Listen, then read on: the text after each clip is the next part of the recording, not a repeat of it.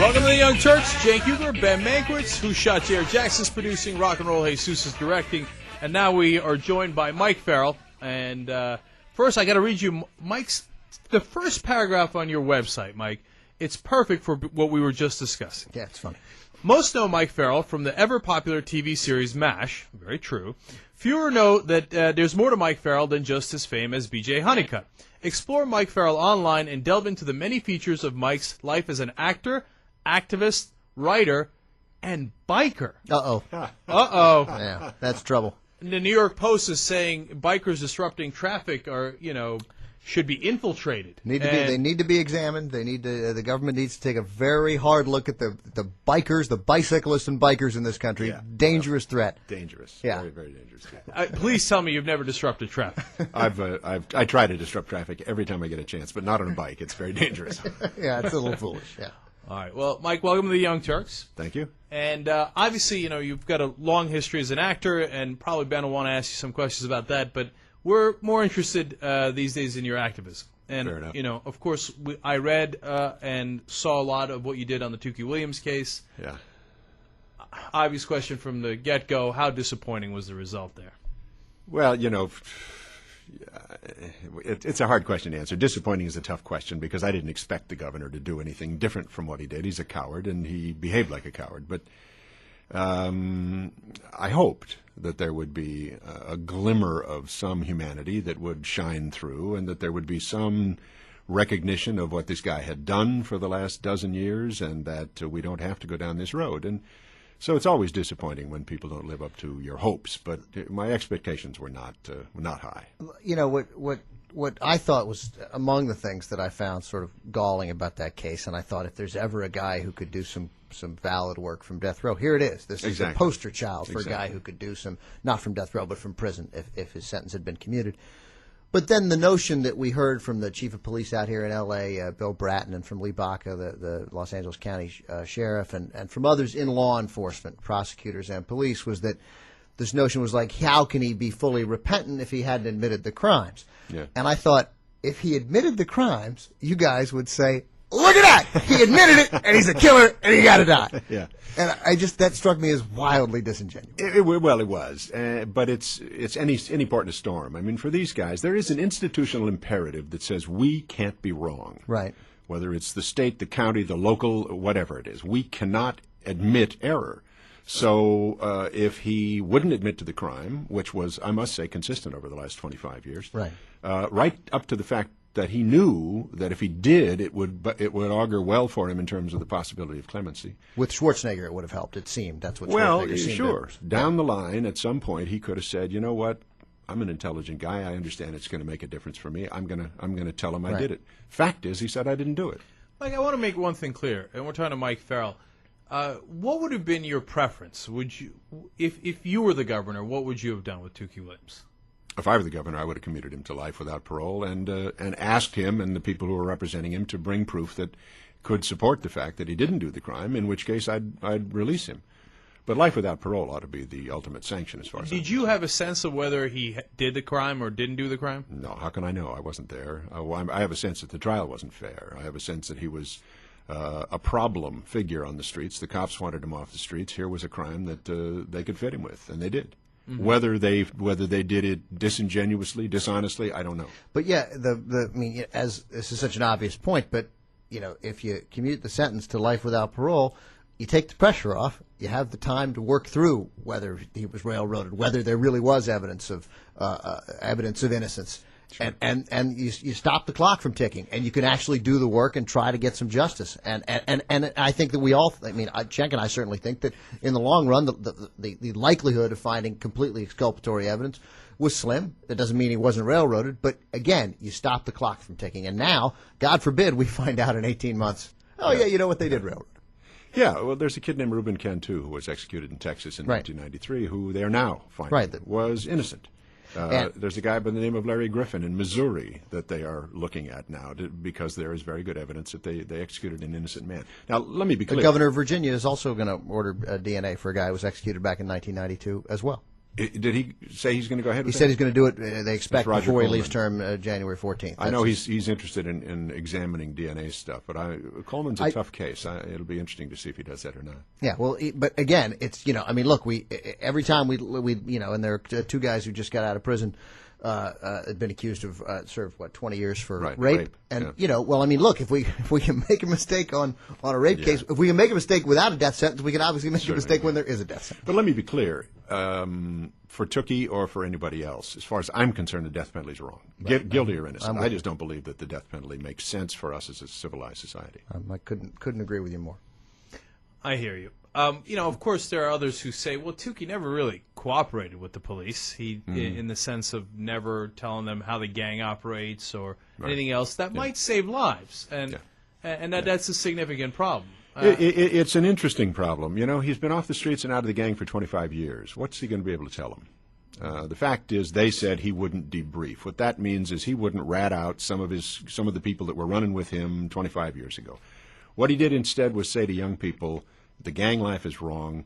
You've got a choice.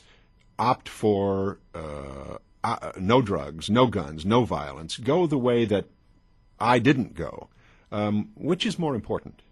In my view, if, it's the old ticking bomb concept. If they say Tookie, if he had cooperated, we would have helped us take some people off the streets. From his perspective, it would have made him a snitch. Snitches are the people he said had put him in jail on the basis of a crime he didn't do. He didn't want to join that. That's part of the culture that he came from. He didn't want to be one of those.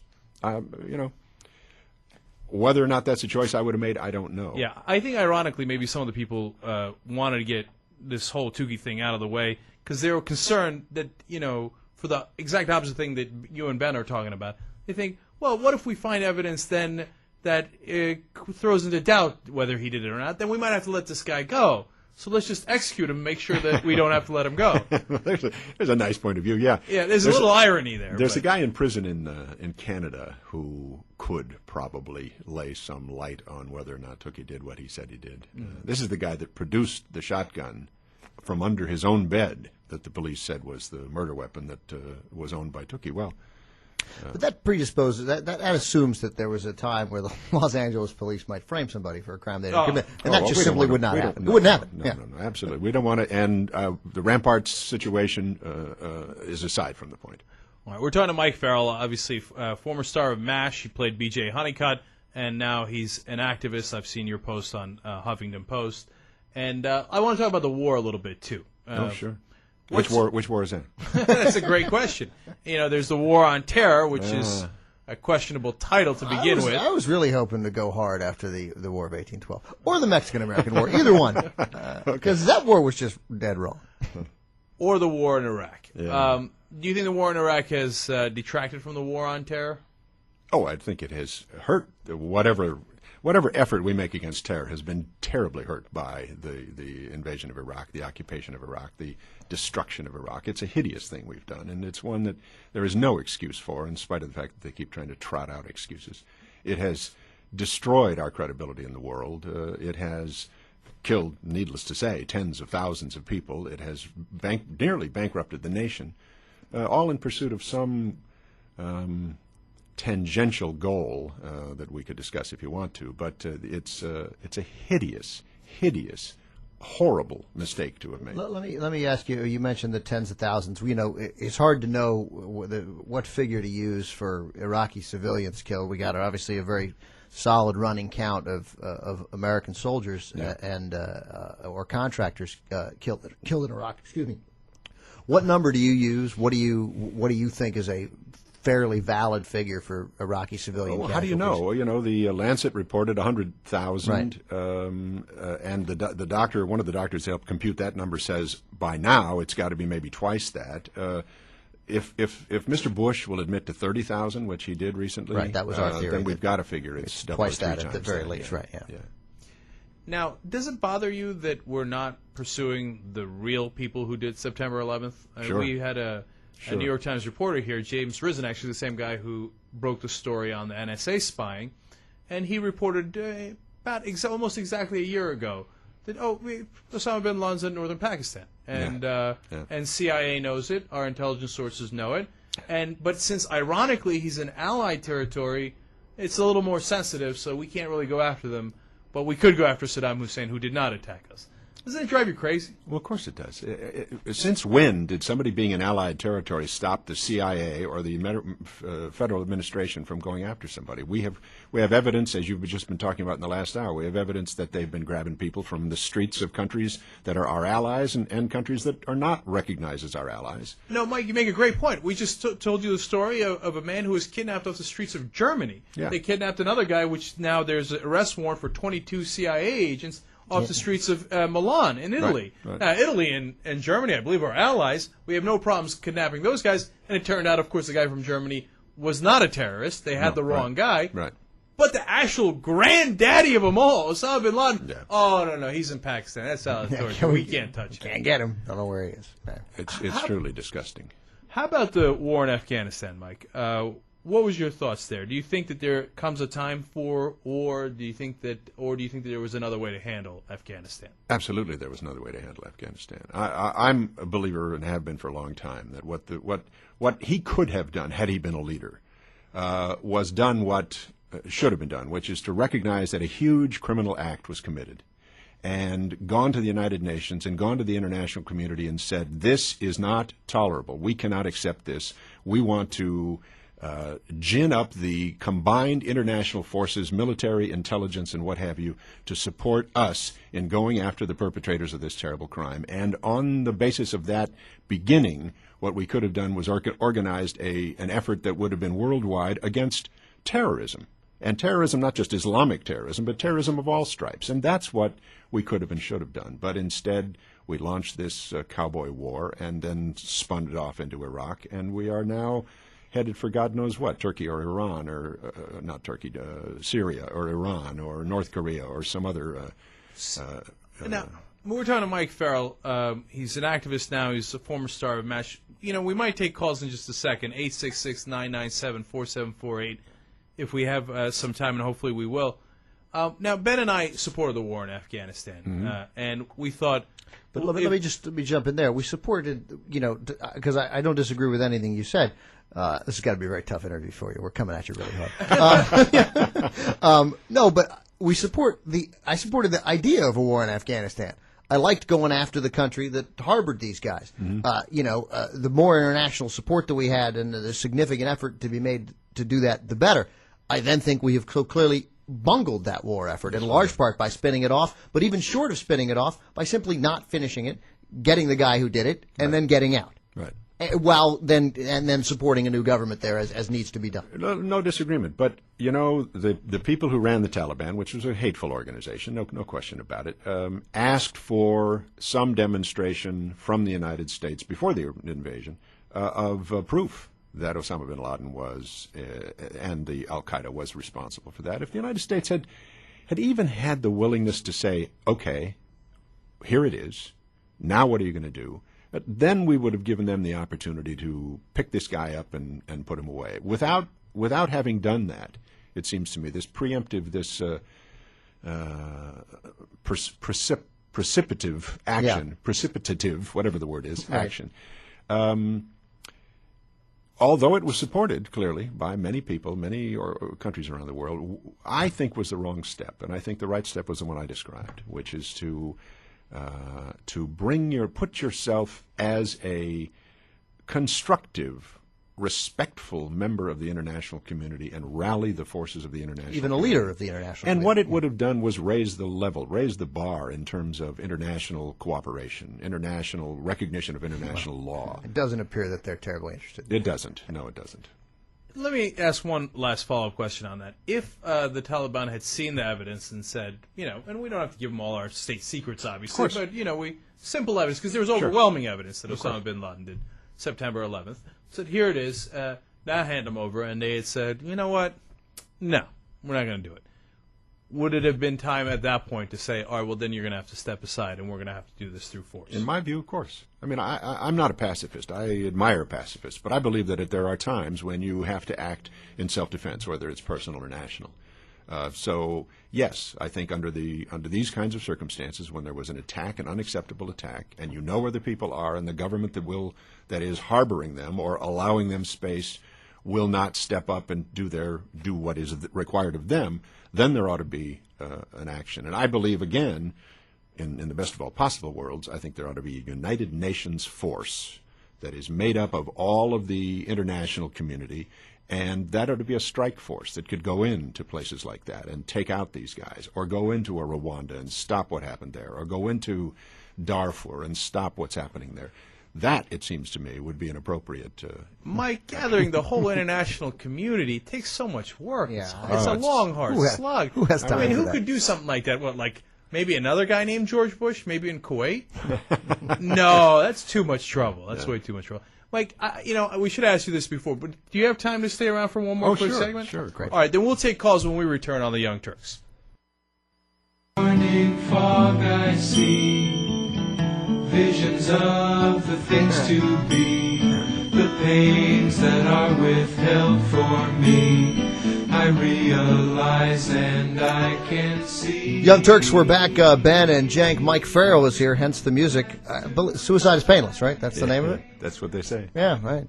Mike Farrell from MASH, now an activist in any number of causes. Most recently, you may have seen him speak in the build-up to the execution, speak out against the execution of Tookie Williams. We'll take some calls here on the Young Turks, 866-997-4748, 866-99-SIRIUS. Michael from Oklahoma's on line one. Hey, Michael. Hi, how you doing? I wanted to say something to Mr. Farrell, that I'm a physician, and I remember watching MASH as a child and growing up, and always really enjoying the dichotomy of your character, that it could be a cut up at one moment, but he was also very deep and very, very feeling person, and also a very, very solid person for his family. And I've modeled myself after that, and I didn't really realize it until I actually got into residency. And I just wanted to thank you for all the great moments that you provided while you did MASH. Thank you very much. That's a very sweet thing. That's got to be a thanks for calling, Michael. That's got to be a nice thing to hear. I mean, absolutely. You can't get tired of hearing that. No. It's the extraordinary impact of MASH is something that I'll never be able to fully comprehend. But hearing that kind of personal response from somebody is always really moving. And a lot of people don't know this. I didn't know this. You're a Marine. Yeah. So you are a softie after all. Right, just a big, giant softie. Yeah. Let's talk to Will in California. Will? Hey, guys, how you doing? Mr. Farrell, thank God I can finally tell you how wonderful it was to watch you all those years on MASH, man. It was excellent. Thank you. You saved me from pulling some Columbine incidences, I'm sure. I wanted to say hooray, hooray for your activism, man. It's just like icing on the cake. It's just to see somebody who I've always respected come out and say it out loud without any fear, man. Yay for you. Thank you. All right, thank you, Will. We appreciate it. We were talking during the break, Mike, that you'd like to see a few more Democrats speaking out loud and more aggressively about the things that we all believe. I would indeed. I think the party has been incredibly cowardly over time, but in the face of this Bush onslaught, they have been. It's a little hard to understand the way they've tucked their tails between their legs and run. Only now we're beginning to see some sign of a kind of resurgence of interest and energy and perhaps willingness to stand up, and that's a very hopeful thing. You are hopeful about it, because my fear is, of course, that the first sign that it's perceived, first time that Rush Limbaugh screams loud enough that that's weak, that again we'll go back and retreat into our shell, and Well, of course that can happen. We all know that politics is what it is, but every once in a while you see somebody stand up, and it's an exciting. Who do you admire particularly? What Democrats who've sort of been firm and resolute throughout? Russ Feingold, just a terrific man. An old friend of mine is Tom Harkin, who you don't hear from a lot on the international scene, but a very, very deliberately smart, intelligent, committed guy. I'm a big fan of George Miller. I don't know if you know George. Yeah, sure. In the House. Out here from California. Yeah. George is a terrific man as well. And there are others. We have Howard Dean. No. I thought you were asking about people in the House or Senate. We have Henry Waxman on the show from time to time. Oh, do you? Yeah, what a he's been guy! Terrific. Yeah, what a guy! I mean, this is a guy who just does the work and puts the information out, and people sort of look at it. And the mainstream media ignores it, That's right. but he puts it out there. Absolutely. Yeah. Now we have less than a minute, but I got to ask you, Hillary, are you disappointed with the way she's going and the flag burning bills and the not speaking out as much as we would, at least we on the Young Turks would like? I think it's disgusting. I think this steering to the middle or whatever it is she's doing is really sickening. I'm just really sorry. I think she's a terrifically bright woman, but you see these people doing all this cutting and fixing and filling and trying to say, I don't want to offend anybody. And just offend some people. With what you absolutely. Say what you believe. Many years, I stopped one of the members of Congress a long time ago. Mike, we actually we're totally up again. Can you? Okay. We know you can hang on one more. We get you to hang on one more. Oh, sure. Yeah. All right. Look at this. More with Mike Farrell when we return. Young Turks. The game of life is.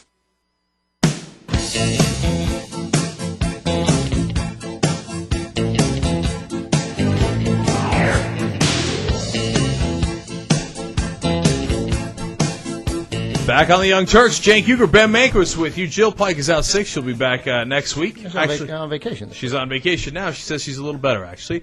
But sitting in with us today is Mike Farrell. Thank you so much for coming in, Mike. We appreciate it. Glad to be here. Mike obviously played B.J. Honeycutt on MASH, and now he's an activist. You might have heard about him during the Tukey Williams saga. And but this guy has also been, to continue to just sort of laud you uncomfortably. But you've been an activist like since there was activism. I mean, since you were old enough not to date you too, but since the 1980s, active in causes that were not necessarily chic celebrity causes. You say since the 80s, that's kind of you. Since the 60s. Since the 60s, all right. But I mean, but plenty of causes that were not sort of the cause du jour. I mean, they're actually out there, and that counts for not just something, counts for a lot. I wanted to talk about the 60s for a second, and we're going to do a couple more things, and we'll take some more calls, too. 866-997-4748. But, John Podhoretz is on Fox News Channel today, and we covered it in the first part of our show today, and he says, I've never seen anything like this, where the New York Times would talk to the president, and it's a matter of national security, and they would decide to run the story anyway. I thought, you never saw anything like that? You don't remember the Pentagon Papers, for Christ's sake? Yeah. And that's what I said. And looking back on it, doesn't this seem like we're just redoing everything? The Vietnam War, McCarthyism. Yeah. It seems like we're in a time warp. I mean, you lived through it. I didn't. So is it as similar as we think it is? Of course it is. This is about the ascendancy of the right, and they have gone into this mode where they just keep repeating lies on the assumption that if they repeat them enough, people are going to believe them. And unfortunately, a significant part of the population does. Enough people do. Yeah. So they will say things like this never happened, or the 60s was a fluke, or that we were all drugged out, doped out fools, or the Vietnam War was a huge success. I mean, they keep trotting this crap out. And we were listening. Stuart Varney was was filling in for Neil Cavuto, who's a Fox host. You probably don't watch a lot of Fox News. Actually, I've been unfortunately a guest on Fox a number of times. Well, good for you for going on there. Right. And Stuart Varney was on was subbing for Neil Cavuto, and as he's posing this ridiculous question to John Podhoretz of the New York Post, he says, which he said, first of all, the spying without warrants, which by the way is perfectly legal. They just throw it in there, and it's perfectly like it's been like that. Like that matter has been settled. No, that's right. Right, it's settled law. You can do it without a warrant, of course. And these laws requiring it in the silly Constitution, they're just words on a paper. No, that's right. But that's part of their MO. Yeah. They just put that stuff out there, and people take it in, and people hear it and say, "Oh." And they say it as if it's fact. Exactly. And so you think, "Oh, well, I didn't realize that was settled. I guess it is." No, see, here's what I don't understand, Mike. People who lived through Vietnam, when these guys come out on Fox News Channel or Buchanan says it or whoever says it, and they say, "Oh, we would have won Vietnam if the liberals hadn't pulled us out." Doesn't everyone who lived through it go, that's insanity? I can't believe they're saying that. Or is this there a whole contingent that I'm not aware of, people who think, oh, no, of course we would have won. You know. Well, part of it is revisionist history, but part of it is the what Nixon called the silent majority. Part of it is these people who want to believe that whatever their leaders are telling them is true, and are so willing to believe it that they simply do. They'll accept whatever comes out of Washington as fact. Yeah, I thought that in the lead up to the 2004 campaign, it's an argument, not so much an argument, but a discussion we had often on this show, that there's just, and I don't think it's necessarily a bad characteristic, but it's this, you're taught in school that the side that America is on is the right side. That's and right. I think throughout history, by and large, that's often been true. Mm-hmm. And therefore, when it starts turning out that, man, did they really deceive us into going to war? Not deceive us about little things, little political things, which is the nature of politics, and we even come to expect it. That it just, and here's this good guy who wears boots and a cowboy hat and clears brush and seems like a friendly fella.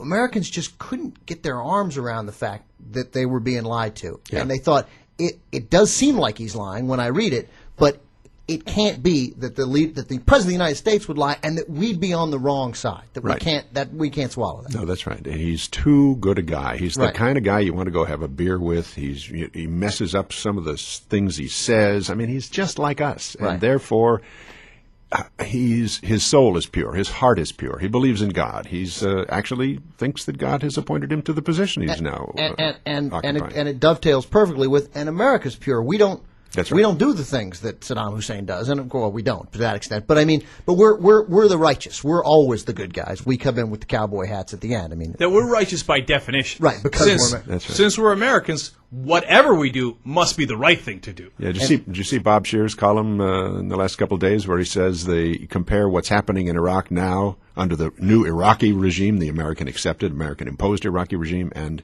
what happened under Saddam Hussein? Where's the difference? Right, you can make an argument. That's a great point, because I was saying that the other day, and I'm glad Bob stole my point there. Yeah. No, that's so like Bob Scheer. Yeah. No, because they had the torture rooms. Absolutely. I mean, that's what I remember George Bush very clearly coming out and saying they got the rape rooms, torture chambers. We got to go in there and clear it up. Now, that made me think something else. I thought, well, okay, now that the Shiites that we've trained have the torture rooms and the rape rooms, and literally pulling out fingernails, literally, putting electrodes on people and burning cigarettes in them, literally all of this uncovered. Do we have to reinvade Iraq? Well, unfortunately, we'd have to invade ourselves in too many instances. I know. I got confused. I was like, how would we do that? Yeah. How would we invade ourselves? And then also, the other argument that went on and along those same lines is that we kept, we get callers, a lot of conservative callers who call in and say, they're cutting people's heads off. Yeah. So what do you want us to do? Yes. And I just, it doesn't seem. And we're only cutting their fingers off. Right. It's sort of our slogan, this, America that I grew up believing was, the best country in the world, and I still think certainly capable of that.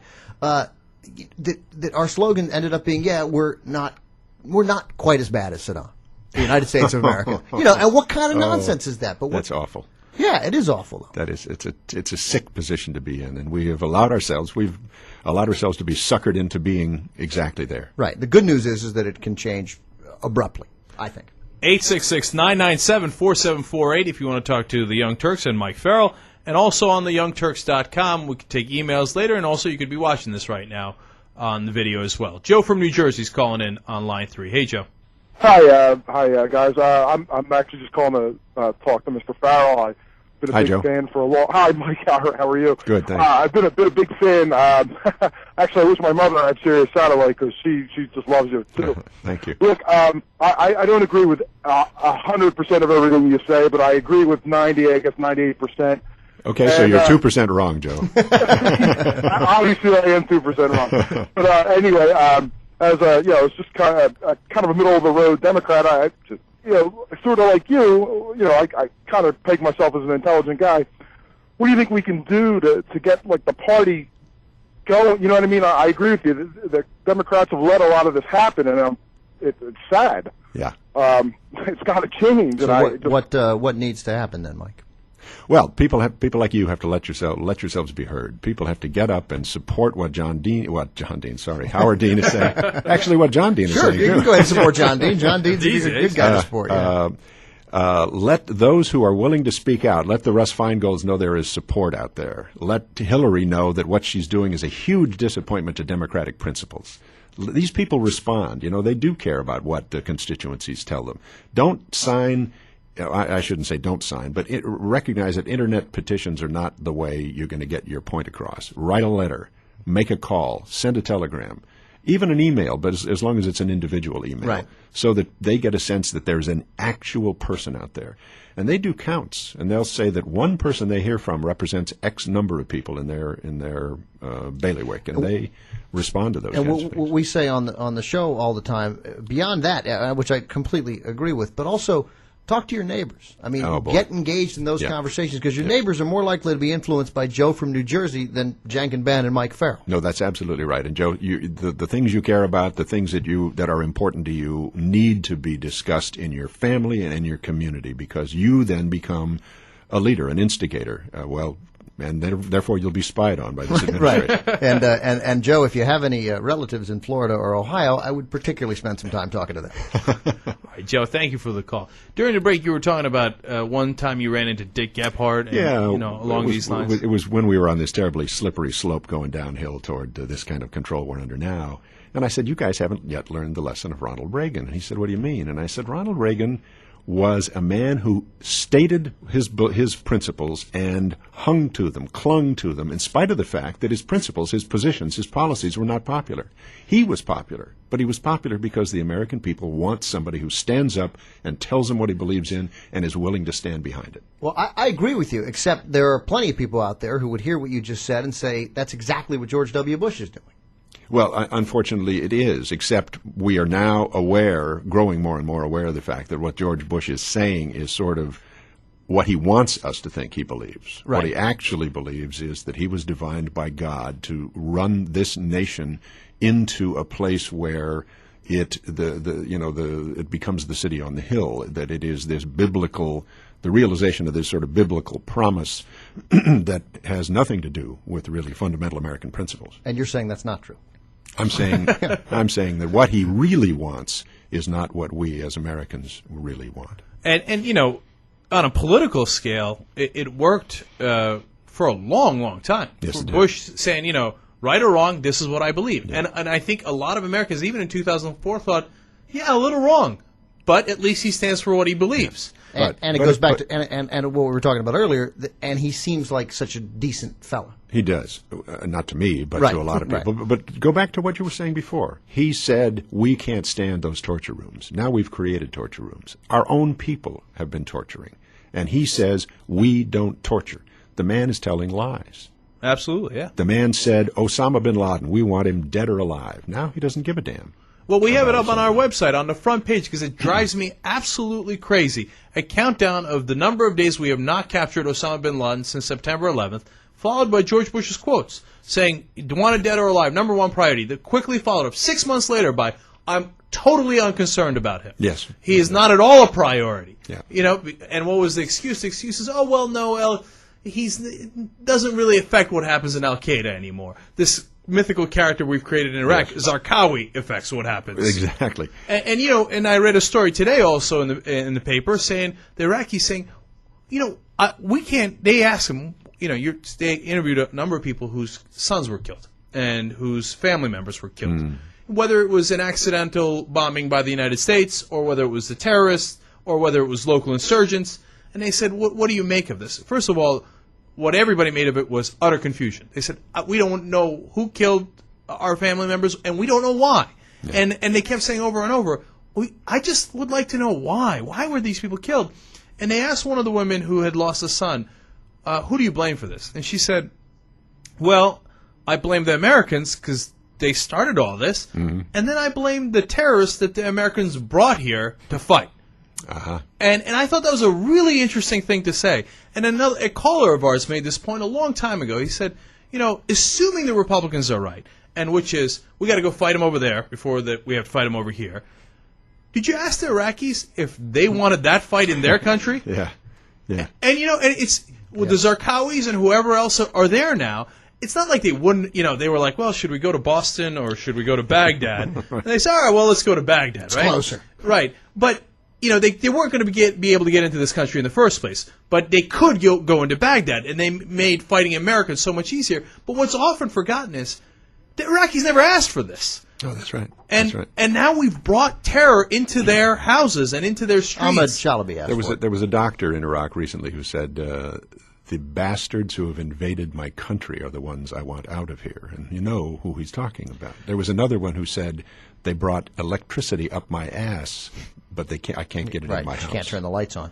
I just read that 800,000 Iraqi professionals and their families have fled the country.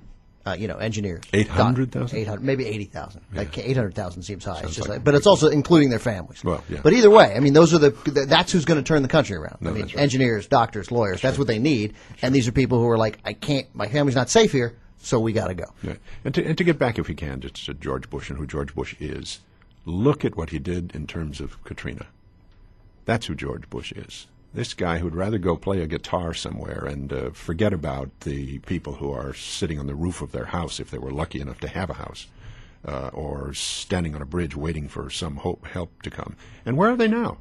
Yeah, I just read today about the suicides the suicides that are happening down there. I was down there actually a little bit over a month ago, and they were talking about the suicides, the hopeless people in these FEMA camps. Yeah. Yeah, that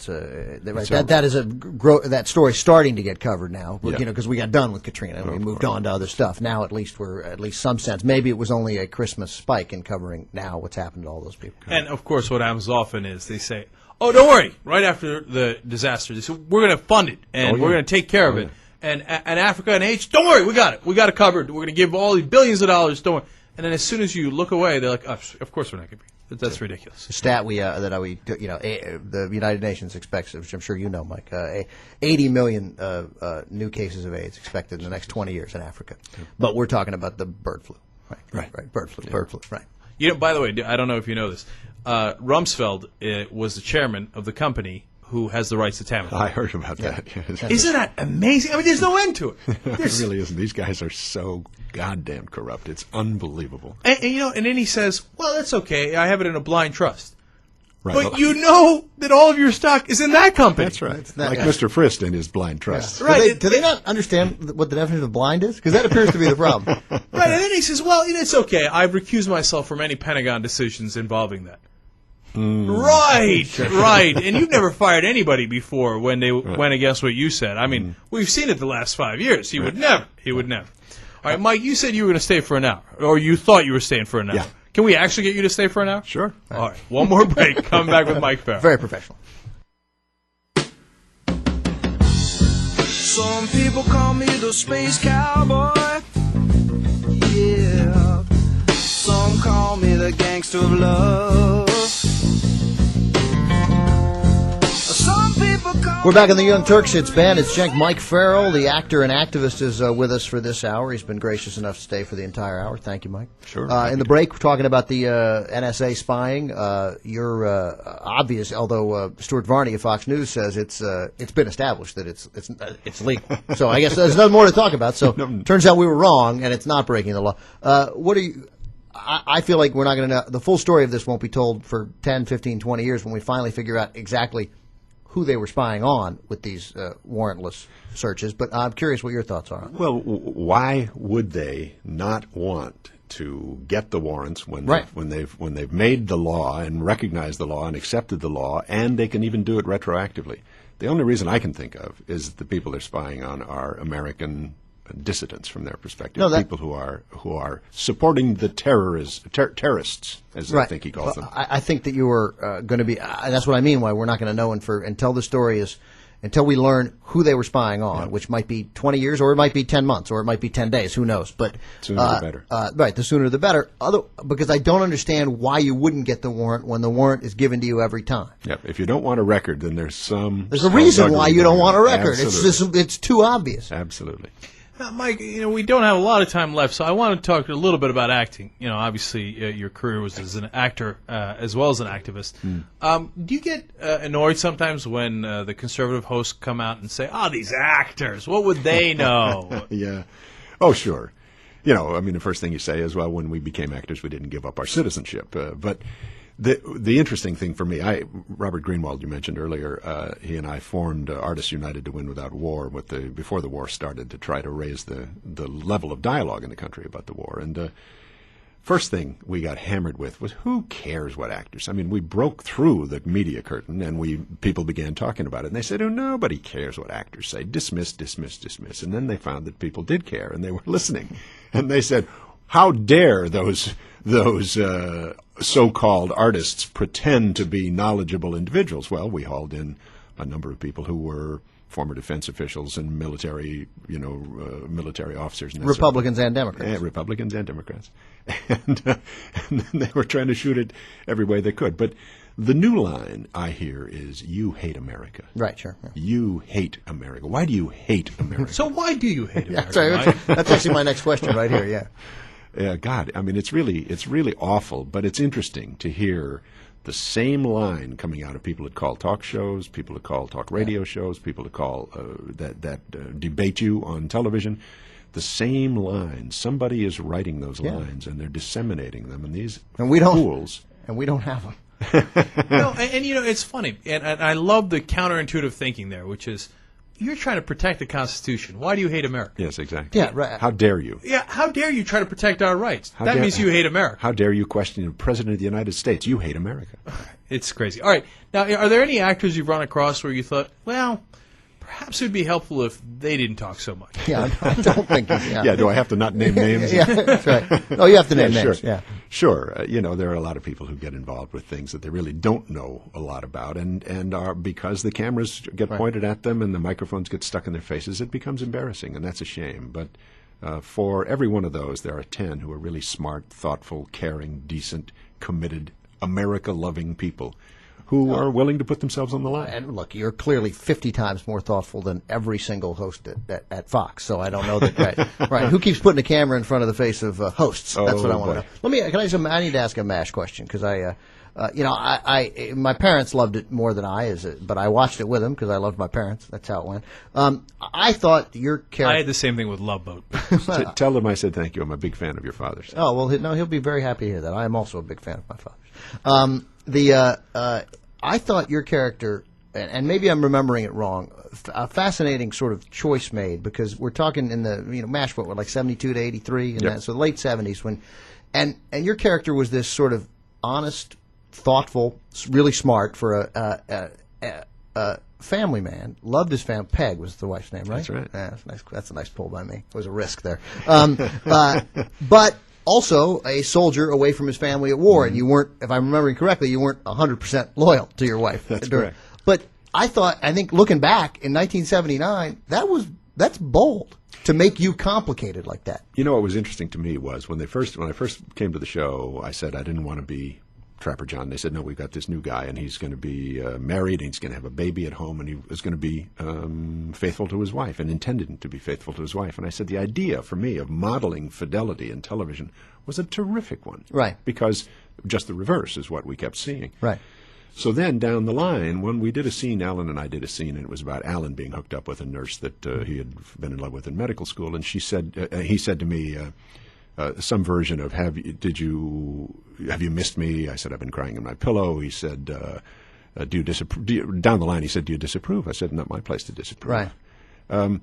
He said, have you ever been unfaithful? And I said, never. And he said, no. I said, faithful's a different question. He said, aha, so you have been. I said, no, I just said it was a different question. Right. Anyway, we got off the scene, and I said to Larry Gelbart, what's really interesting to me is the idea that BJ has never been tempted. Faithful doesn't mean anything if the guy's never tempted. Faithful is a choice you make, and I think we ought to explore that. And next season we did. Yeah, it was a fascinating character and a fascinating show. Mike Farrell, it's been great for you to take all this time. Thank you. Thank all you right, so just 2 more hours with us. Okay. Thank you. Young Turks.